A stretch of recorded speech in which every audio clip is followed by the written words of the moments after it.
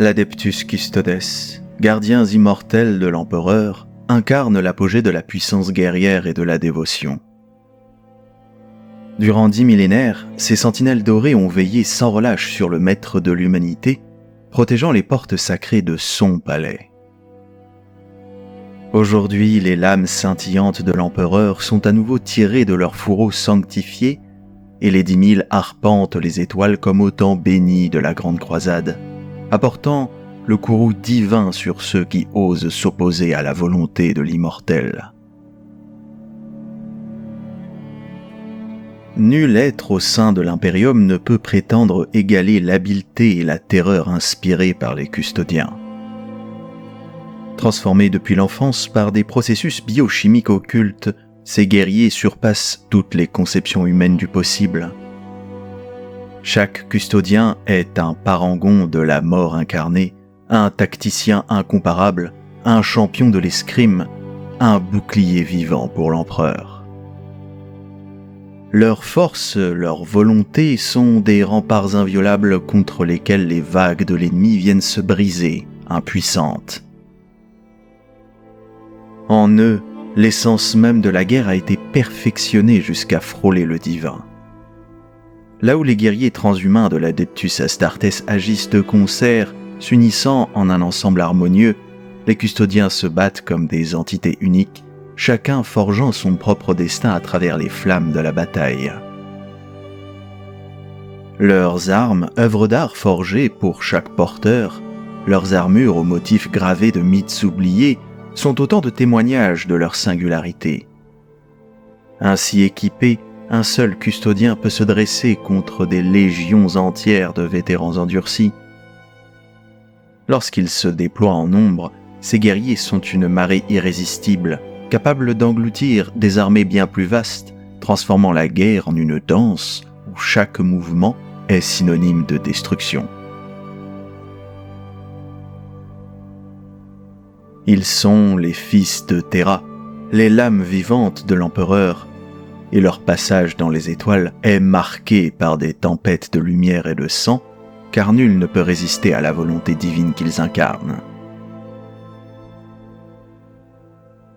Là où l'Adeptus Custodes se déploie, les ennemis de l'empereur sont balayés telle la brume sous le souffle implacable de la tempête divine. Chaque custodien combat comme une légende incarnée, et l'arsenal qu'il manie avec une maîtrise surnaturelle leur permet d'accomplir l'impossible. Les machines de guerre ennemies, jadis considérées invincibles, sont réduites à néant par les frappes fulgurantes des Praetor Vertus qui descendent du ciel comme des faucons dorés. Les zélotes hérétiques et les monstruosités infernales, hurlant leurs défis, ne trouvent que la mort sous les lames impitoyables des Terminators à la russe, dont les coups sont aussi inéluctables que le destin. À peine l'ennemi a-t-il pris conscience de son anéantissement imminent qu'il est déjà trop tard. Les prétoriens de l'empereur ont massacré les officiers, réduit en cendres les blindés et tracé dans les rangs adverses des sillons sanglants où se mêlent terreur et désespoir. Ceux qui tentent de fuir se heurtent à une vérité implacable. Même dans la fuite, la mort est leur seul échappatoire. Tel est le sort inévitable réservé à ceux qui osent défier la volonté de l'empereur ou menacent l'intégralité de son domaine sacré. Bien que même une poignée de custodiens puisse déchiqueter une armée entière dans une tempête d'or et de sang, leur véritable vocation n'est pas la conquête, mais la protection. Les custodiens ne sont pas seulement des guerriers, ils sont les gardiens immémoriaux de l'empereur. Ces 10 000 lames dont la mission à travers les âges est de préserver leur maître de tout péril visible ou caché.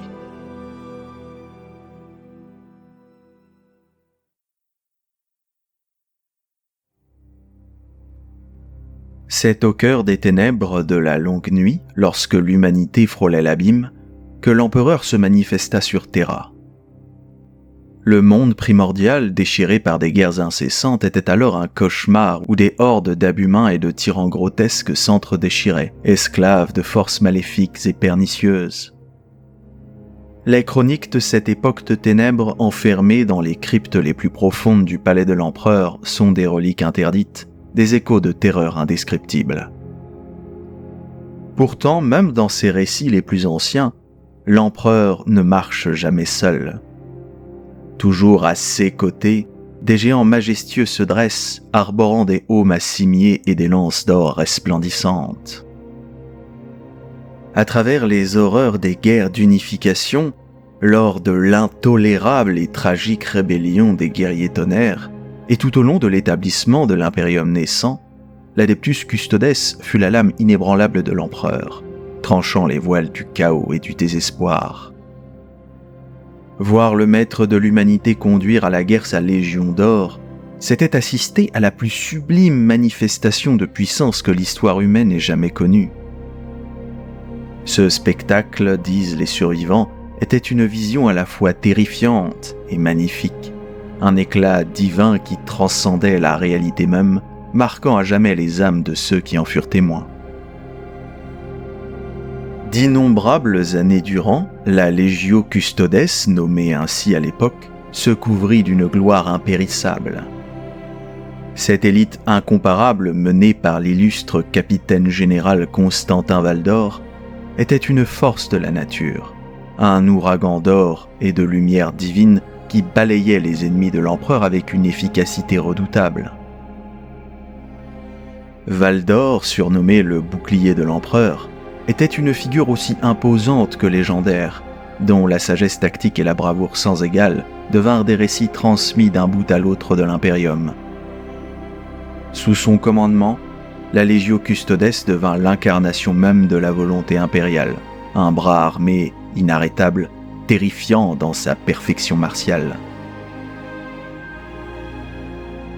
Même lors de l'hérésie d'Horus, alors que les étoiles elles-mêmes semblaient vaciller sous le poids de la trahison, les custodiens demeurèrent inébranlables. Au moment où les forces de l'impérium se fracturaient, où les frères devenaient ennemis, les custodiens restèrent fermement fidèles à leur serment sacré, leur loyauté inaltérable gravée dans le marbre de leur âme. Ils étaient célébrés dans tout l'impérium comme les champions suprêmes de l'empereur, les parangons de sa justice, les éclairs d'or dans la nuit sombre de la guerre civile. Mais hélas, c'est au sommet de ce conflit titanesque, lors du siège du palais impérial, que la Legio Custodes connut son heure la plus funeste. Sur Terra, là où le destin de l'humanité se jouait, ils affrontèrent l'indomptable Horus Lupercal, le maître de guerre renégat. Le choc fut cataclysmique, une bataille où la réalité elle-même sembla se déchirer sous l'intensité du combat. Et pourtant, malgré toute leur puissance, les custodiens échouèrent dans leur mission la plus sacrée. Ils n'avaient pu empêcher Horus d'atteindre l'empereur, et sous les coups traîtres du maître de guerre, le maître de l'humanité fut brisé. Ce jour-là, la plus grande honte de la Legio Custodes se grava dans l'étoffe de l'histoire, une cicatrice indélébile sur l'honneur de ces guerriers immortels.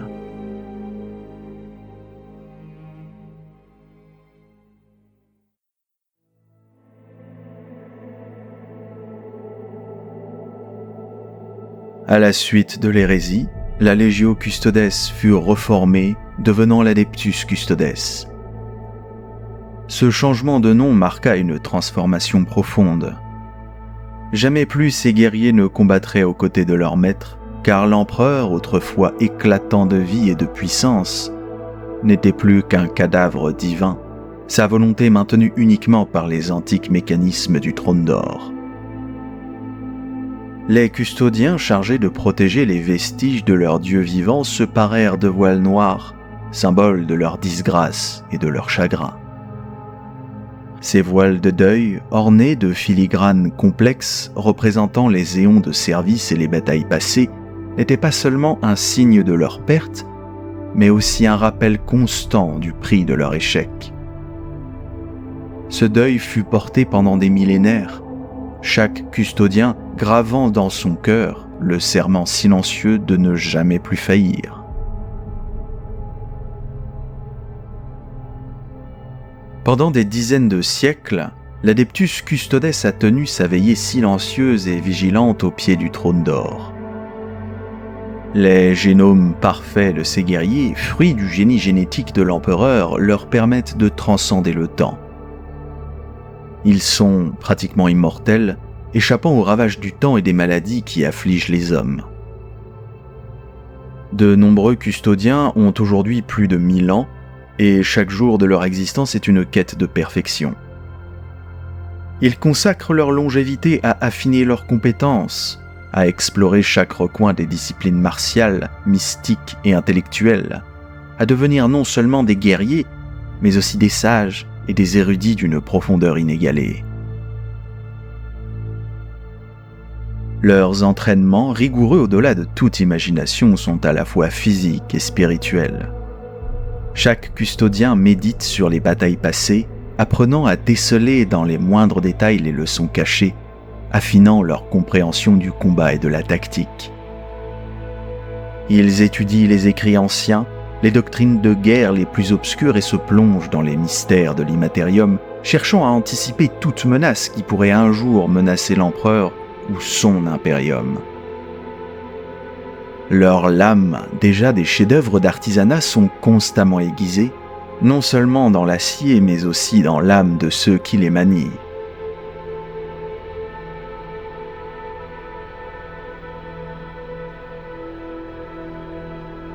Dans les profondeurs silencieuses du palais impérial, à l'ombre du trône d'or, ces guerriers se sont transformés en une force encore plus redoutable qu'auparavant. Chaque custodien est une arme vivante, perfectionnée par les âges, prête à se déchaîner si jamais l'empereur l'exigeait. Leur honte est un feu sacré, un moteur puissant qui les pousse à surpasser les limites du possible, à être prêts pour l'inévitable jour où ils devront défendre à nouveau l'Imperium contre les ténèbres qui rôdent à ses portes. À travers les âges, l'Adeptus Custodes a affiné ses compétences et maintenu sa vigilance par le biais du rituel des parties de chasse, une tradition ancienne et redoutable. Au cours de ces épreuves secrètes, les custodiens, dissimulés sous de fausses identités et revêtus d'apparences trompeuses, ont sans relâche testé les défenses de Terra. Ils se sont infiltrés parmi les masses, tentant de pénétrer les remparts qui protègent le trône d'or par toutes les routes d'attaque imaginables. Ces assauts simulés n'étaient pas de simples exercices, mais de véritables batailles mentales où chaque victoire et chaque échec servaient à renforcer la sécurité du sanctuaire impérial. En parallèle, les custodiens ont perfectionné leur art par des exercices de réflexion fractale, plongés dans des algorithmes stratégiques d'une complexité vertigineuse. Dans les arcanes des simulateurs hallucinarium, ils ont mené des conflits élaborés, affrontant les plus redoutables scénarios que l'esprit humain puisse concevoir. Chaque tactique, chaque mouvement était analysé, déconstruit, rétro-ingénieré et réinventé, perfectionné au-delà de l'imaginable, dans l'attente du jour où ces savoirs seraient mis à l'épreuve sur les champs de bataille réels, à travers le vaste domaine de l'empereur.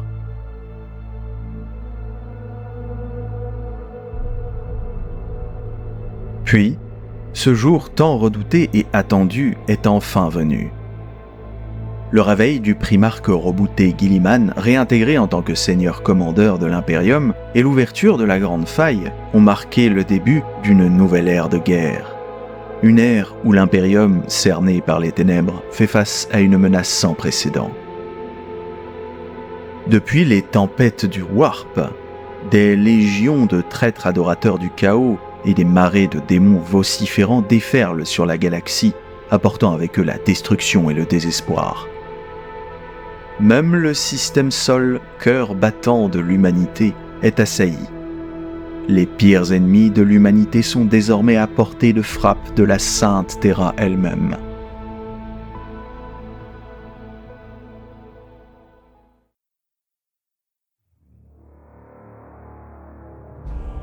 Face à cette apocalypse imminente, il est devenu évident que l'Adeptus Custodes ne pouvait plus se contenter de veiller en silence au sein du palais de l'empereur, tandis que l'Imperium se consumait, et périclitaient sous l'assaut des flammes ennemies.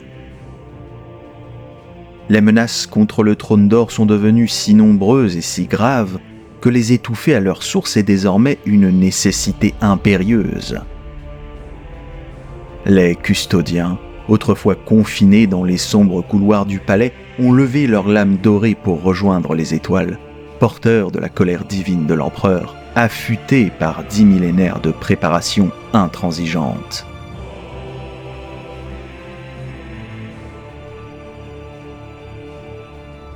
Pourtant, ce n'est pas la première fois depuis l'hérésie que l'Adeptus Custodes se voit contraint de prendre les armes en dehors de Terra.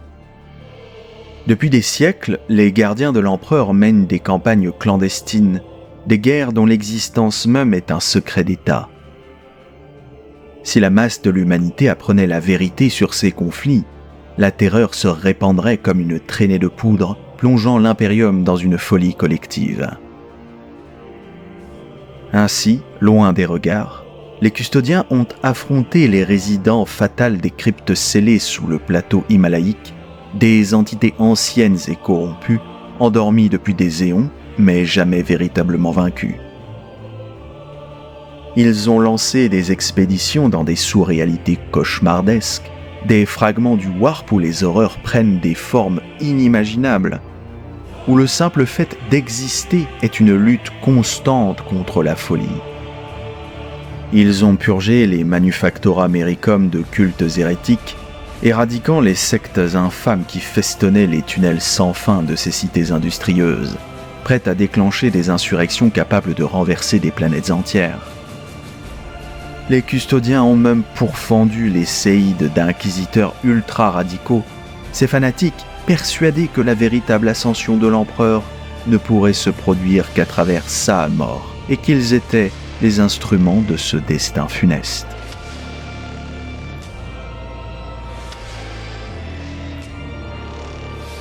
Ces guerres de l'ombre continuent à faire rage, même alors que les 10 000 se déploient à travers l'espace connu, traquant le traître, l'hérétique et toute menace potentielle à la sécurité du trône d'or. L'Adeptus Custodes, désormais confronté à des défis sur tous les fronts, doit faire face à une adversité sans précédent. Mais armés de leur foi inébranlable et de leur maîtrise sans égale, ils portent avec eux l'espoir de l'Imperium, forgé dans le feu des batailles et trempé dans les millénaires de dévotion à l'empereur immortel. Leur mission est plus que jamais de protéger, de purger et de détruire, car le destin de l'humanité dépend de leur vigilance éternelle.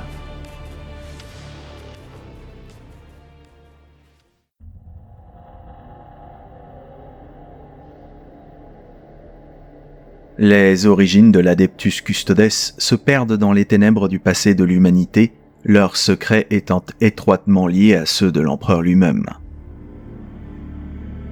Pendant le Moyen-Âge technologique, l'humanité portée par son arrogance frôla l'anéantissement.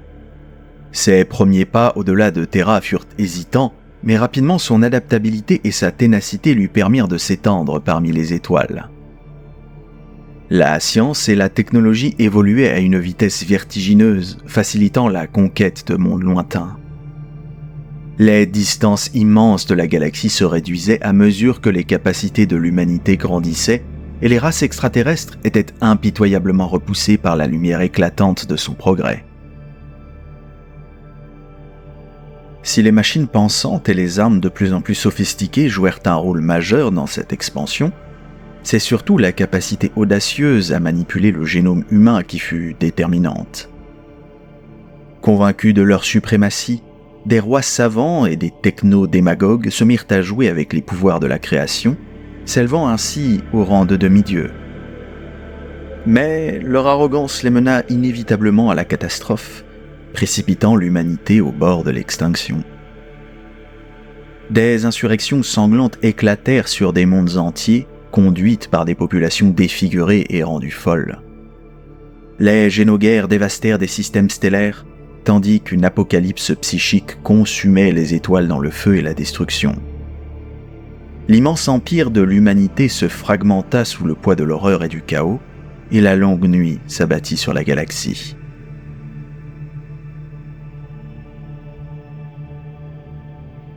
Au cœur de ce désastre, Terra, autrefois un joyau brillant, se retrouva plongée dans un paysage infernal ravagé par des armes interdites et des atrocités biologiques.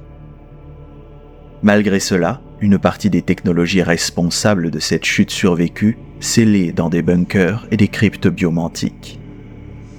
Tandis que l'humanité, sous le joug de suzerains cruels, tentait de se relever, ses nouveaux maîtres découvrirent ces armes anciennes et les utilisèrent pour écraser leurs rivaux. Terra fut à nouveau menacée d'extinction alors que des armées de barbares génétiquement modifiés et de golems de chair s'affrontaient sous les ordres de fous et de techno-cannibales.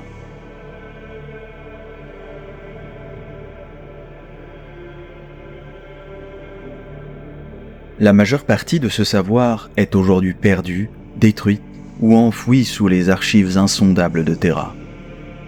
Pourtant, certains savent encore que c'est au cœur de ce monde déchiré que l'Empereur, qu'il ait été un dieu vivant ou l'incarnation ultime de l'humanité, fut révélé. Héritier du trésor génétique laissé par les anciens seigneurs de l'humanité, l'Empereur utilisa ses savoirs, combinés à ses pouvoirs incommensurables pour façonner les guerriers qui allaient unifier un monde. Cette tâche fut loin d'être aisée. Bien que l'empereur ait aspiré à la paix pour l'humanité, il savait qu'il ne pouvait l'obtenir sans passer par la guerre. Les historiteurs impériaux les plus érudits savent que les premières armes vivantes que l'empereur utilisa pour ses conquêtes furent les guerriers tonnerres. Ces techno-barbares transformés en super-soldats puissants mais imparfaits n'avaient qu'un seul but. Une fois cet objectif atteint, l'empereur n'eut plus besoin d'eux. Les guerriers tonnerres, réalisant qu'ils étaient voués au sacrifice, se rebellèrent. Mais l'empereur, déjà tourné vers des ambitions plus grandes, avait commencé à créer ses Space Marines.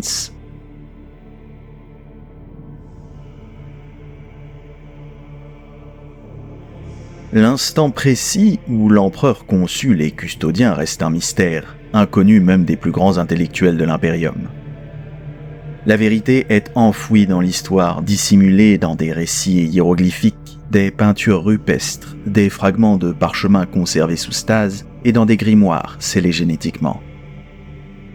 Tous mentionnent d'immenses demi-dieux marchant aux côtés de l'empereur, des gardes du corps dévoués et des conseillers respectés en qui il avait toute confiance.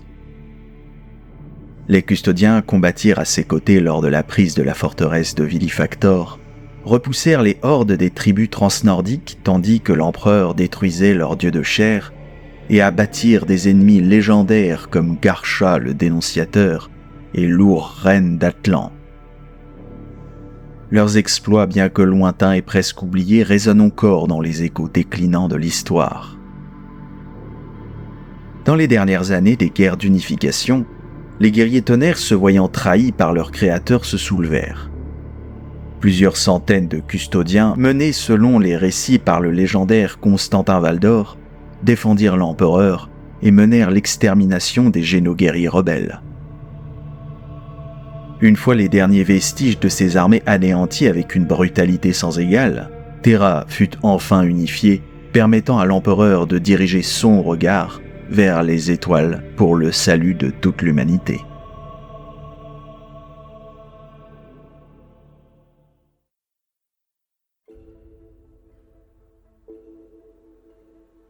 Les années suivantes furent marquées par l'éclatante Grande Croisade où les forces de l'Empereur se répandirent à travers la galaxie pour reconquérir ce qui avait été jadis perdu.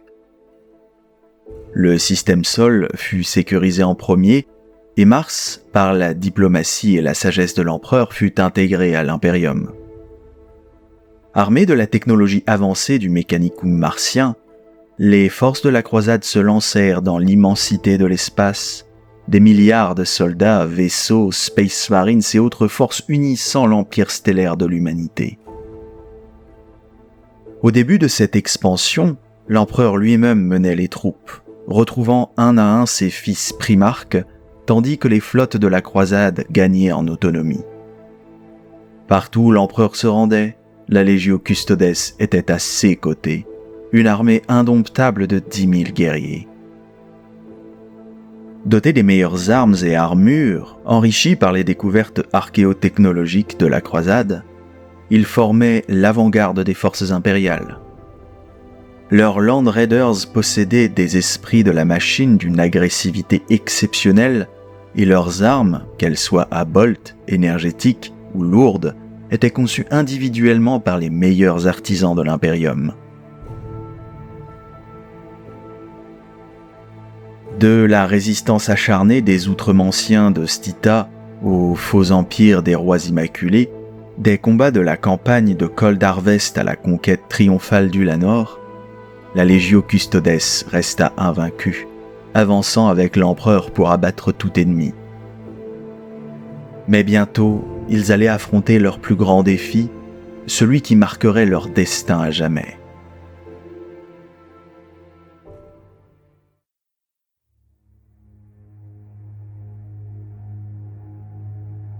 Depuis 10 000 ans, l'Adeptus Custodes veille sans relâche sur le trône d'or, garantissant que jamais aucun ennemi n'a pu franchir les portes du Sanctum Imperialis. Les custodiens assument de multiples responsabilités sur Terra. Ils gardent non seulement les grandes portes menant à la salle du trône de l'empereur, mais aussi tous les autres recoins du vaste palais impérial. La taille colossale de ce complexe comprenant forteresses, cathédrales, armureries, donjons, macro-habitats, tribunaux, archives, sanctuaires, spatioports et une multitude d'autres structures interconnectées rend cette tâche titanesque. C'est à l'Adeptus Custodes qu'il revient de décider qui peut obtenir une audience avec l'empereur, un privilège accordé seulement dans des situations particulièrement exceptionnelles. Il patrouille les longues files de suppliants traversant le palais à l'affût du moindre signe d'un infiltré Xénos ou d'un hérétique ayant réussi à percer les défenses extérieures. Il supervise également le rituel de l'unification des âmes, drainant chaque jour la puissance de milliers de psykers pour maintenir l'empereur et alimenter l'Astronomicon. Les custodiens protègent les cryptes les plus profondes du palais où sont enfermés des secrets impensables remontant au Moyen-Âge technologique.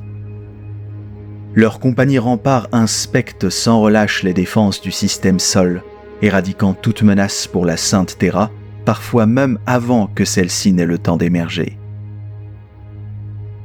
En outre, ils organisent régulièrement leurs parties de chasse, ces exercices au cours desquels l'un des leurs simule un envahisseur ou un assassin pour tester et renforcer constamment leur défense.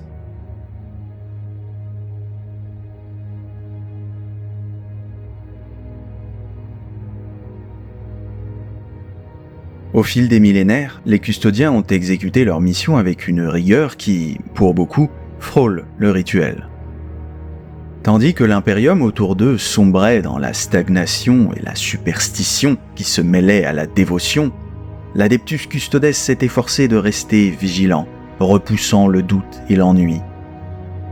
Ils se montrent indifférents aux vies éphémères des humains qui fourmillent à leurs pieds et tiennent même les plus loyaux Space Marines à distance, car une défaillance, même lointaine, ne doit jamais se répéter. Ils appliquent cette même discipline à eux-mêmes, ne se permettant jamais le moindre laxisme ou introspection. Le capitaine général des custodiens, lorsqu'il siège parmi les hauts seigneurs de Terra, exerce une influence considérable. En tout temps, l'Adeptus Custodes détient la pleine autorité du Magisterium Lex Ultima, organise les défenses de Terra selon son bon vouloir et ne répond qu'à l'empereur lui-même en matière de sécurité, d'inviolabilité et de force.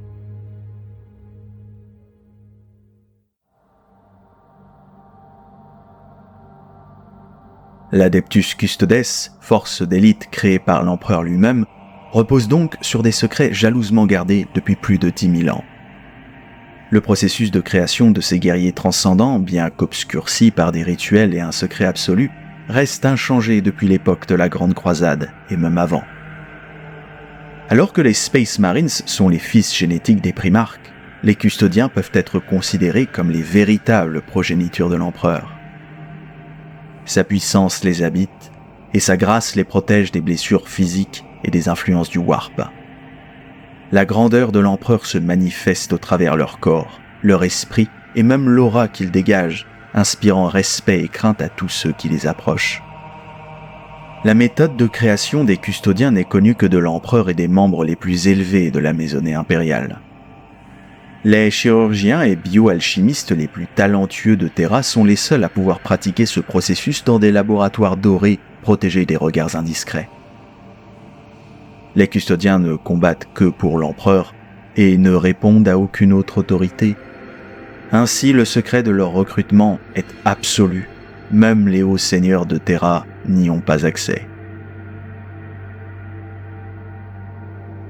Les custodiens sont souvent issus des maisons nobles de Terra, où il est considéré comme un immense honneur d'offrir sa progéniture à l'Adeptus Custodes. Ces enfants sont pris dès leur plus jeune âge, car plus tôt commence la métamorphose génétique, plus grandes sont les chances de succès. Lors de ces recrutements, les familles nobles paradent devant les masses, acclamées par des foules rassemblées sur l'avenue du sacrifice, avant de confier leurs enfants aux soins de l'empereur.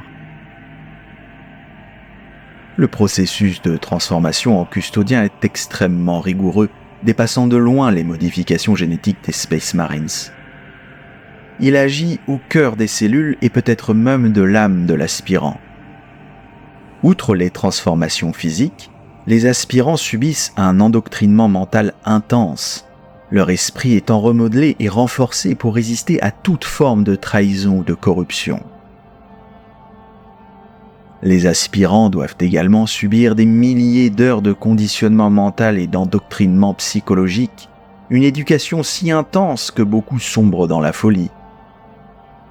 Ils apprennent non seulement l'art de la guerre sous toutes ses formes, mais aussi des disciplines variées, comme la diplomatie, la politique, l'astrogation, l'histoire, la philosophie et bien plus encore.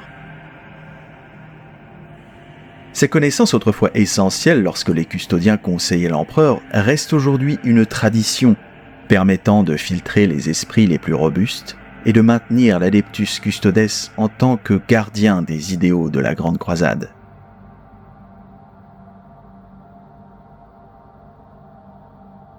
Leur entraînement comprend également la connaissance des sombres vérités de la galaxie, ce qui élimine ceux dont l'esprit est trop faible pour en supporter le poids. Ceux qui survivent au processus émergent transformés, adoptant de nouvelles identités basées sur les héros et les dieux de l'ancienne Terra. Ces nouveaux noms permettent également aux familles nobles de Terra de prétendre que leur progéniture a réussi à devenir un custodien sans que cela puisse être contesté. Bien que leur esprit soit fortifié contre les sorciers et les psykers, les custodiens eux-mêmes n'utilisent jamais de pouvoir psychique. L'empereur a veillé à ce qu'aucune faille ne puisse exister dans la cuirasse de ses gardes du corps, évitant ainsi le risque que représente l'instabilité des psykers, dont l'esprit est vulnérable aux entités du Warp. Dès lors que ces individus supérieurs survivent pour se joindre au rang d'or, leurs camarades leur offrent le respect. Il n'y a pas de cadets au sein de l'Adeptus Custodes, seulement des guerriers valeureux au fait des lourdes responsabilités qu'entraînent leur pouvoir et leur autorité.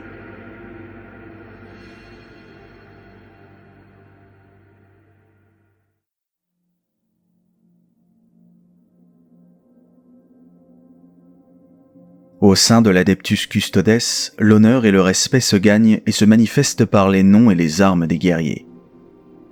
Chaque custodien débute avec une unique épithète, un titre qui symbolise son entrée dans cette élite.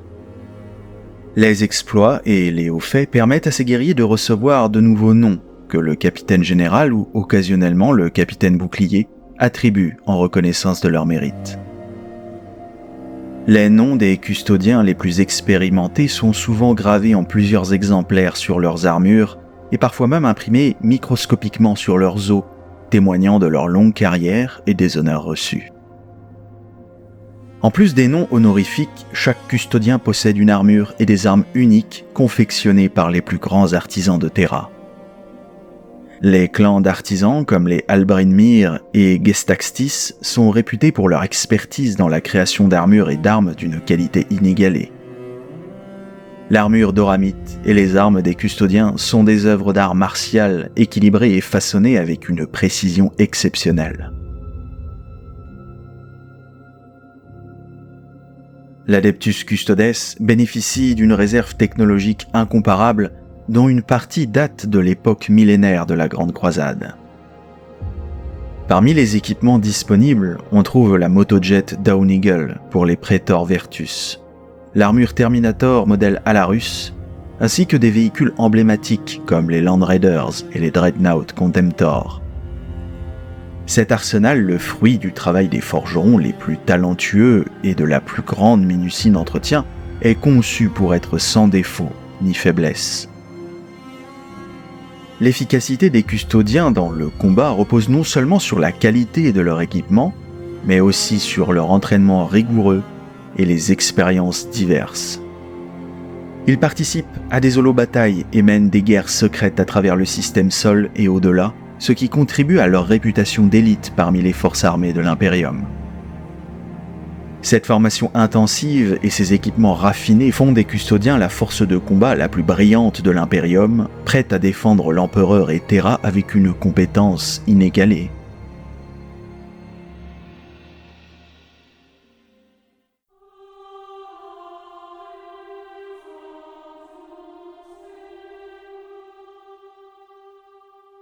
Ces guerriers ont enrichi leur art du combat au fil des siècles, développant des milliers de katas, des postures techniques et arts martiaux qui couvrent une gamme étendue de disciplines.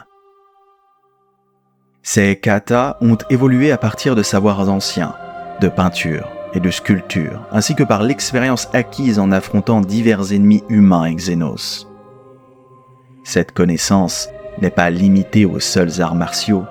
Elle englobe également des katas politiques, oratoriales et philosophiques, chacun comprenant des centaines de styles et techniques uniques adaptés aux situations les plus diverses.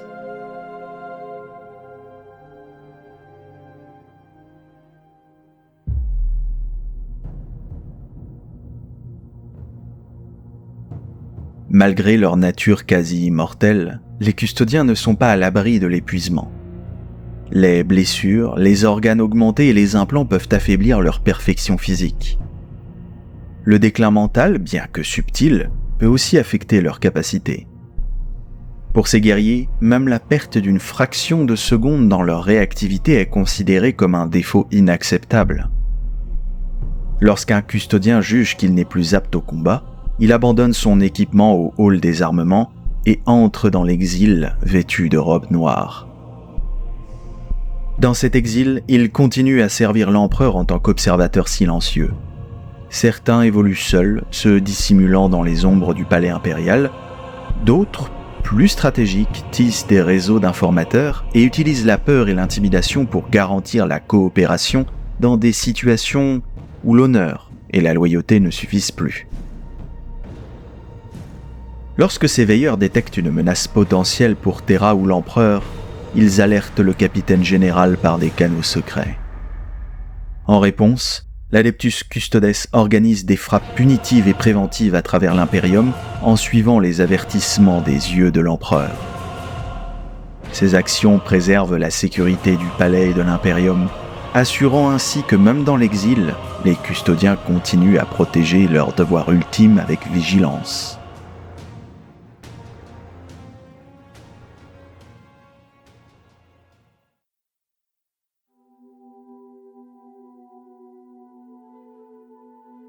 La structure organisationnelle, la disposition et les régulations internes de la Legio Custodes sont enveloppées d'un mystère profond, reflétant le rôle primordial de cette institution dédiée à la sécurité ultime de l'empereur. Les détails précis sont soigneusement gardés secrets, et ceux qui se trouvent en dehors de ces rangs, même parmi les plus hautes instances du Divisio Militaris, ne peuvent qu'effleurer la surface de l'organisation complexe et labyrinthique de la Legio. Le premier mystère auquel les étrangers se heurtent est celui de l'identité. La garde custodienne semble aussi intemporelle et immuable que le granit, tout en étant tout aussi impénétrable pour ceux qui ne font pas partie de son cercle. Chaque custodien utilise un prénom, souvent composé de noms inspirés des rois et tyrans, des dieux et légendes de l'ancienne Terra. La raison derrière cette pratique, qu'elle relève de l'humour ou de l'ironie de l'empereur, reste incertaine. Il est probable que leurs véritables noms, liés à leur naissance et à leurs origines, aient été effacés lors de leur création. Néanmoins, des mythes persistent, affirmant que chaque custodien accumule au fil des siècles une série de noms et titres honorifiques en fonction de ses actions, de son histoire et de son caractère. Ces noms sont soigneusement gardés secrets au sein de l'ordre et ne sont jamais révélés aux autres. En matière d'organisation structurelle, la Legio Custodes se distingue par son unicité peu comparable aux autres formations militaires de l'Imperium, telles que l'Imperialis Auxilia ou les Legiones Astartes. La Legio Custodes, en tant qu'élément des serfs de l'empereur, est plus précisément une force paramilitaire que stratégique. Ses membres ne sont pas conçus ni équipés pour mener des guerres ou des campagnes militaires, mais sont dédiés à la protection et, le cas échéant, à l'exécution des volontés impériales.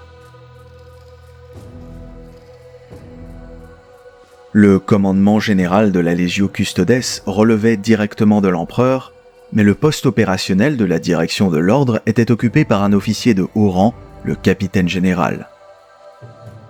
À l'origine, ce rôle éminent était tenu par Constantin Valdor, souvent désigné comme le premier des 10 000.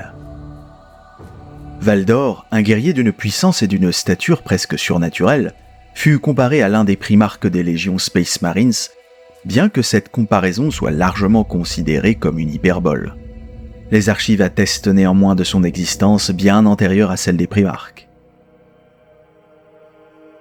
Sous l'autorité absolue du capitaine général se trouvait le tribunat des custodiens, un organe dirigeant composé d'une dizaine de membres formant le conseil de guerre et politique de la Legio Custodes.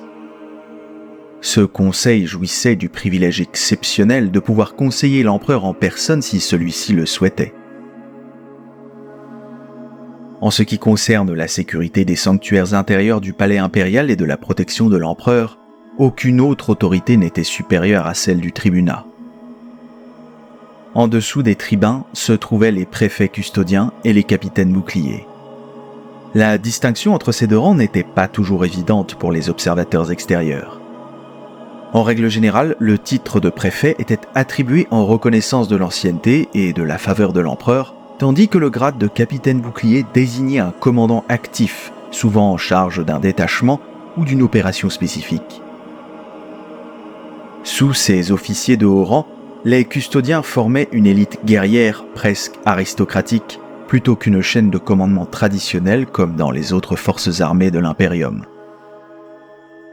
Leurs titres fonctionnels, souvent issus de traditions anciennes, étaient adaptés à leur rôle spécifique et au type de mission qu'ils assumaient, les distinctions générales étant appliquées principalement dans le contexte des interactions tactiques avec les forces extérieures.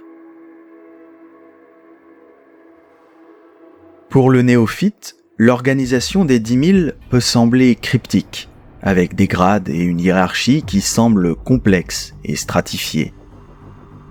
Toutefois, cette apparente complexité est en grande partie une tradition visant à maintenir le mystère autour de l'Adeptus Custodes.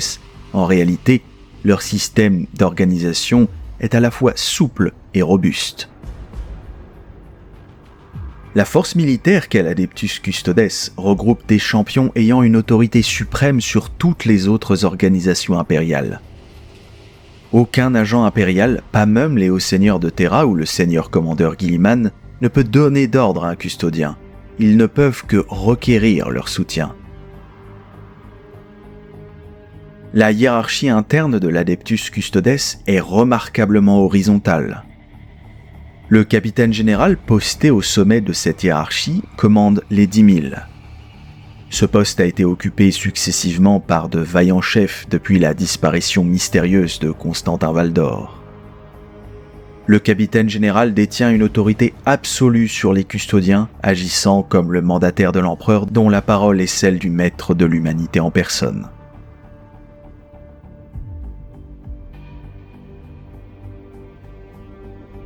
Sous le capitaine général se trouvent les tribuns, un conseil de 10 custodiens vétérans. Les membres de ce groupe sont renouvelés périodiquement pour équilibrer la sagesse expérimentée et les idées nouvelles. Pour être élu au tribunat, un custodien doit avoir reçu au moins 10 noms et avoir dirigé ses pairs vers la victoire à au moins 3 reprises. Une fois membre du tribunat, un custodien doit y servir pour une période minimale de 10 ans, consacrant son intellect à soutenir le capitaine général sans participer au combat. Les capitaines boucliers rendent compte au tribunat et assument les rôles de chefs de campagne, généraux et champions. Leurs titres varient en fonction des devoirs spécifiques qui leur sont assignés, allant de castellan suprême à maître gardien. Les capitaines boucliers sont responsables des engagements militaires de l'Adeptus Custodes, souvent en commandant les opérations globales tout en recevant le soutien de leurs pairs. Les custodiens restants, d'un statut relativement égal, se regroupent en bandes libres appelées sodalités. Leur rôle stratégique dépend de leurs compétences individuelles. Qu'ils soient Praetor Vertus pilotant des motojets, custodiens Alarus spécialisés dans les assauts lourds ou veilleurs inflexibles, tous suivent une méritocratie où les honneurs sont attribués par leurs camarades sur la base du mérite. Une formation unique au sein de l'Adeptus Custodes est la Compagnie Rempart. Les effectifs d'une telle formation sont soigneusement sélectionnés par un capitaine bouclier pour une mission spécifique, allant d'une petite bande de combattants à des formations complètes avec motojet, chars et dreadnought. En général, une compagnie Rempart comprend un capitaine bouclier et de 30 à 40 custodiens.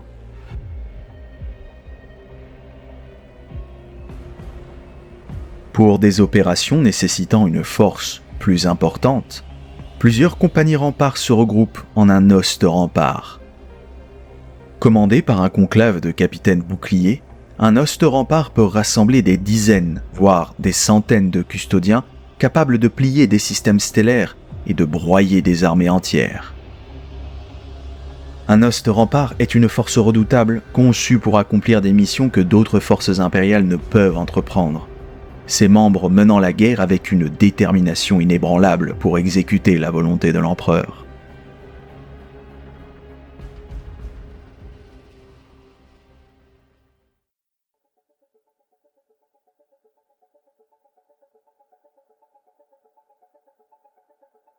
La panoplie d'armes, d'armures et de véhicules de la Legio Custodes est réputée pour son caractère unique et son exceptionnelle qualité, conçue exclusivement pour armer et équiper cette élite impériale. Ces équipements, qu'ils soient des reliques anciennes ou des créations plus récentes, sont non seulement uniques en leur genre, mais aussi optimisés pour la perfection martiale des custodiens. Cette supériorité se manifeste clairement dans l'armure d'alliage doramite des gardes custodiens, chaque ensemble valant l'équivalent d'une dîme planétaire. Les véhicules antigraves sous leur contrôle, dont beaucoup sont dérivés des modèles ramenés par le grand techno-archéologue Arkan Land, sont réservés exclusivement à la Legio Custodes. De même, leurs armes, qu'il s'agisse de lames ou de bolters, sont des chefs-d'œuvre d'artisanat produites par des sous-cultes secrets du Mechanicum et des clades d'artisans héréditaires dont le savoir-faire est exclusivement dédié à la Legio. En plus de ses ressources spécialisées, la Legio Custodes a accès à toutes les facettes de la machine de guerre de l'Imperium avec un potentiel stratégique étendu. Cette suprématie en matière d'armement reflète non seulement leur préparation à affronter toute menace extérieure, mais aussi leur vigilance face aux dangers internes. La distinction entre la puissance des armes de la Legio Custodes et celle des autres forces impériales, en particulier des Space Marines, est marquée par une supériorité physique indéniable. La question demeure cependant: comment les guerres de l'hérésie d'Horus auraient-elles évolué si la Legio Custodes n'avait pas été gravement impactée par les conséquences du grand péché de Magnus sur Terra, les contraignant à mener une guerre parallèle presque entièrement cachée aux yeux du cosmos? Cette histoire bien plus sombre reste à être racontée par d'autres.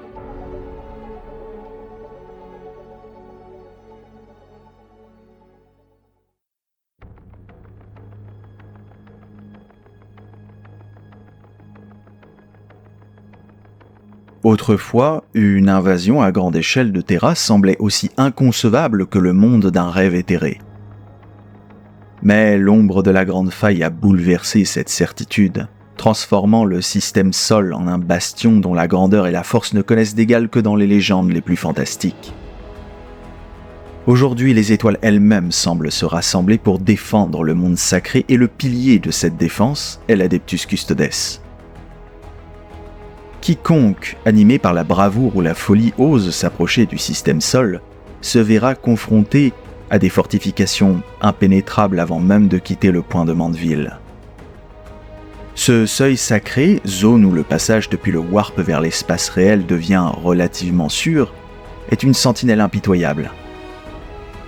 La ceinture halo du système est une armure de fer et de feu, ornée de forts stellaires imprenables, habitée par des régiments de l'Astra Militarum spécialisés et soutenus par des amarres empyréennes indestructibles. Le reste du système externe est un enchevêtrement de mines spatiales, de patrouilleurs vigilants et d'immenses serviteurs de chasse à la stature menaçante. Si l'envahisseur parvient à échapper à ses premières vagues de défense, il découvrira une résistance accrue à mesure qu'il pénètre plus avant dans le système. Fermez les yeux un instant et imaginez. Les ténèbres du cosmos sont traversées par des patrouilles de la flotte de guerre solaire. Leurs silhouettes sinistres, ornées d'armes promettant la mort à tout intrus osant se placer dans leur ligne de mire. Des temples gigantesques de surveillance, des quais fortifiés, des bases de chasseurs et des plateformes d'armes hérissées se déploient dans l'obscurité, leur lumière formant des constellations artificielles défiant les étoiles elles-mêmes.